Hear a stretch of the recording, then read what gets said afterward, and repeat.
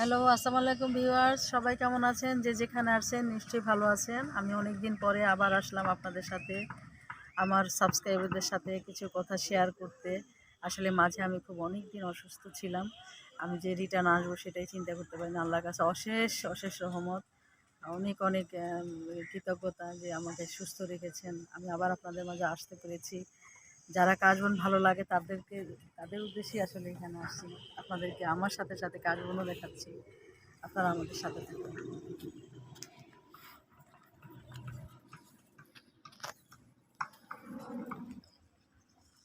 আমার পিছনে দেখতেছেন যে অনেক সুন্দর কাশবন। এরকম আমাদের জীবনেও অনেক সুসময়ে অনেক বন্ধু বান্ধব আমাদের কাছে থাকে, কিন্তু যখন এই কাশবন যেমন চলে যাবে, এরকম আমাদের জীবনেও বন্ধু বান্ধব যখন অনেক সময় আছে যে আমরা অনেক চাই, কিন্তু আমরা তাদেরকে অনেক সময় কাছে পাই না। আবার কেউ কেউ কাছেও আসে।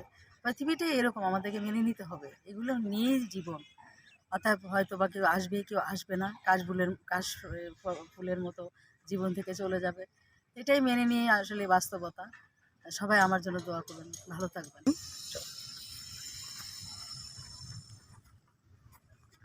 এই যে আমার চারিপাশে দেখা যাচ্ছে কাশবন, এরকম আমার মনের ভিতরে অনেকগুলা জিজ্ঞাসা ছিল, অনেকগুলা কষ্ট ছিল। এখানে এসে মানে এদের সাথে মিলিয়ে আমার অনেকগুলি কষ্ট চলে গেছে।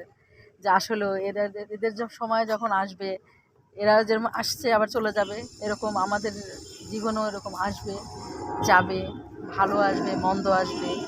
বাস্তবতা অনেক কঠিন। অনেকেই সুসময়ে অনেকেই আমার পাশে থাকবে, অনেক সময় দেখা যায় আমার দুঃসময়ে থাকবে না। এটাই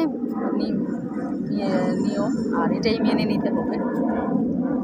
এই তো আসলাম আপনাদের সাথে আমার কিছু অভিজ্ঞতা, কিছু মনের দুঃখের কথা শেয়ার করতে, আপনাদের সাথে শেয়ার করলাম।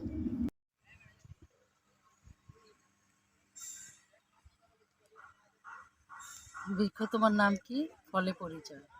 আসলে আমরা যখন বিপদে পড়ি তখন আমাদেরকে যারা সাহায্য করে সবসময় তাদেরকে আমাদের সবসময়ের জন্যই মনে রাখা উচিত, যে তারা আমাদের বিপদে কীভাবে গাছের মতো ছায়া হয়ে আমাদের জীবনে এসেছে।